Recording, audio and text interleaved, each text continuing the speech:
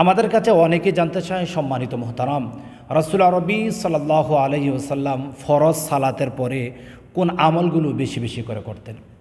কেননা আমরা প্রতিটি মানুষই চাই, প্রতিটি মুমিন মুমিনাতে চাই রাসূল আরবি সাল্লাল্লাহু আলাইহি ওয়াসাল্লামের দেখানো শিখানো পথ এবং মতের উপরে নির্ভর করে চলার জন্য। তাহলে আজকে আমরা জানবো রাসূল আরবি সাল্লাল্লাহু আলাইহি ওয়াসাল্লাম ফরজ সালাতের পরে যে দোয়াগুলো করতেন। বিশেষ করে রাসূল আরবি সাল্লাল্লাহু আলাইহি ওয়াসাল্লাম যখন ফরজ সালাত শেষ হয়ে যেত, সালাম ফিরানোর পরে একবার বলতেন আল্লাহু আকবার, তিনবার বলতেন আস্তাগফিরুল্লাহ আস্তাগফিরুল্লাহ আস্তাগফিরুল্লাহ। অর্থাৎ যখন আপনি ডানে কিংবা বামে ফরজ সালাত আদায় করার পরে সালাম ফিরাবেন, আপনি একবার বলবেন আল্লাহু আকবার, তিনবার বলবেন আস্তাগফিরুল্লাহ আস্তাগফিরুল্লাহ আস্তাগফিরুল্লাহ। আমাদের সমাজের মধ্যে প্রায় ৯৯% মানুষ রয়েছে এই দোয়াগুলো তারা করে না বা জানে না বা জানারও আগ্রহ করে না।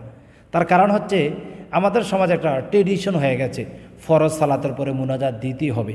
আমরা অনেকেইতে মনে করি ফরজ সালাতের পরে মুনাজাত দেওয়াটা এটা অত্যাবশ্যক অর্থাৎ আবশ্যকীয়, কিন্তু রাসূল আরবি সাল্লাল্লাহু আলাইহি ওয়াসাল্লাম মুনাজাতের বাহিরেও আরও অধিক দোয়াগুলো করতেন। আমি আশা করছি আজকের আলোচনা শুনলে আমাদের দিনী ভাই এবং বোন যারা রয়েছেন এই আমলগুলো করবেন। তাহলে ফরজ সালাতের পরে আমরা ডানে কিংবা বামে সালাম ফিরানোর পরে আমরা বলব আল্লাহু আকবার, তিনবার পর আস্তাগফিরুল্লাহ আস্তাগফিরুল্লাহ আস্তাগফিরুল্লাহ। তারপর রাসূল আরবি সাল্লাল্লাহু আলাইহি ওয়াসাল্লাম আরও চমৎকার আরেকটি দোয়া পড়তেন, আল্লাহুম্মা আনতাস সালাম ওয়া মিনকাস সালাম তাবারাকতা রব্বানা ওয়া তাআলাইতা ইয়া জাল জালাল ওয়াল ইকরাম।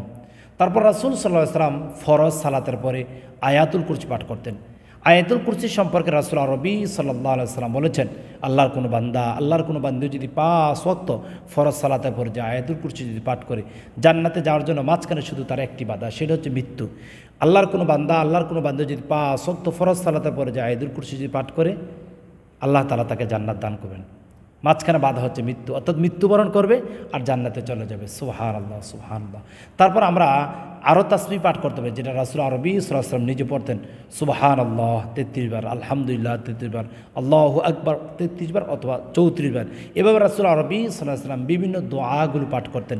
আবার আমরা সাইয়্যিদুল ইস্তিগফার পাঠ করতে পারি, আল্লাহুম্মা আনতা রাব্বি লা ইলাহা ইল্লা আনতা খলাকতানি ওয়া আনা আবদুকা ওয়া আনা আলা আহদিকা ওয়া ওয়া'দিকা মাসতাতা'তু আউযু বিকা মিন শাররি মা সানা'তু আবু'ু লাকা বিনি'মাতিকা আলাইয়া ওয়া আবু'ু বিযামবি ফাগফিরলি ফাইন্নাহু লা ইয়াগফিরুদ যুনুবা ইল্লা আনতা।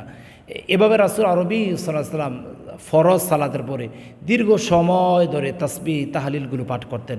তাহলে আজকে আমরা জানলাম রাসূল আরবি সাল্লাল্লাহু আলাইহি ওয়াসাল্লাম ফরজ সালাতের পরে সব সময় এই বিশেষ দোয়াগুলো পড়তেন। আল্লাহ তাআলার কাছে আমরাও ফরিয়াদ করি যাতে করে আমরা রাসূল আরবি সাল্লাল্লাহু আলাইহি ওয়াসাল্লাম সুন্নাহ অনুযায়ী ছোট ছোট আমলগুলো যেন সবসময় করতে পারি, সেই তৌফিক আল্লাহ তাআলা আমাদেরকে দান করুক। আল্লাহুম্মা আমিন।